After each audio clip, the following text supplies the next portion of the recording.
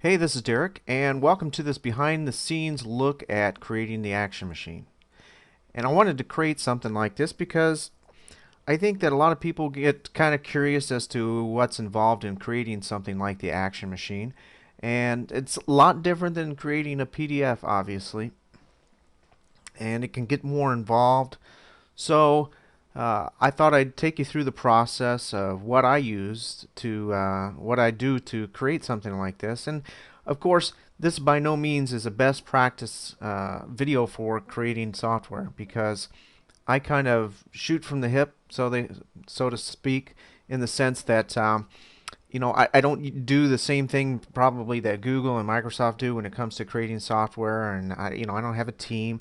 For me, it's kind of when I get an idea, I add it and I kind of work with it, and so I don't create this like master plan for creating software whenever I start out. So in any case, I think you'll find this video fun. Give you, like I said, a behind the scenes look at stuff that maybe you've never seen before, what's involved in creating something like the Action Machine, and whether or not it'll help you in your business, I don't know, but it might be entertaining nonetheless. Okay, so let's go ahead and get started, and I'll try to keep this short.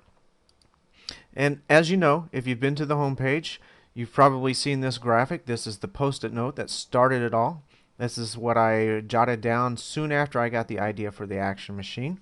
And in reality, this is kind of how most of my ideas start. I keep a storehouse of post-it notes, and I have an idea book as well. And I kind of just write ideas down and stick them away or keep them in my idea book. And that's how this one started out. You can see the basic idea, the design of tasks and and timers on the right. And originally I was going to call it the 30-minute Action Machine because I wanted to promote the idea of spending 30 minutes on something, but that just didn't seem practical. I mean, there are various times for various activities, so I kind of shortened it down to the Action Machine. Now, after I create these basic ideas, usually on Post-it note or my idea book, then I usually move to the next phase, which for me is creating graphics or laying out the idea graphically. And let me move to that. I usually use my trusty graphic software known as Zara, which I love. I know it's not Photoshop, but for me, there's very few graphics programs that can top what Zara does. And so I highly recommend it. If you're looking for graphics software, go to Zara.com. That's XARA.com. I'm not affiliated with them, just great software. In any case, as you can see here, this is the jumbled mess that is all the graphics that I use to create the Action Machine. Now let me zoom in here to kind of give you an idea of the basic interface. And this represents a lot of what you saw in version 1 of the Action Machine. And what I wanted to do here was kind of split the interface into two sections, actions and timers. And that's what I did in this graphic. As you can see, these graphic elements can be moved around.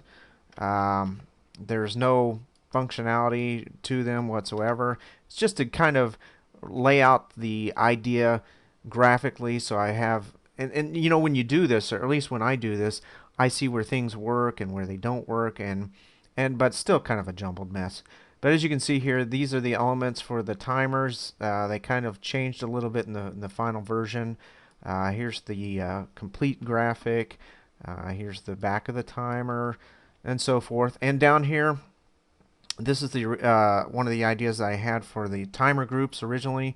I was going to make it in kind of like a Windows taskbar functionality where you move your mouse down, a little bar pops up, but I kind of decided against that. That kind of gets annoying sometimes, so I decided to put that under timer options. But in any case, this is the basic idea behind the interface. Now, let me move over here to the right of this screen, and you can see some of the ideas for the timer backgrounds. These were used for creating the timer backgrounds.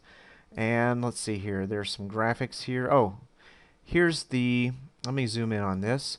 This is the two little graphics that make up the search button for the action list.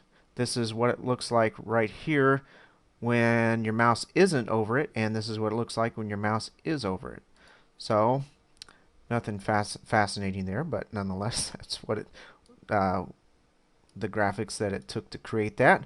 And in this section over here are some of the icon ideas that I was playing with originally. You can see here's an icon idea, here's an icon idea, and here are some others. And I decided to just go with something simple with the AM right there and the arrow.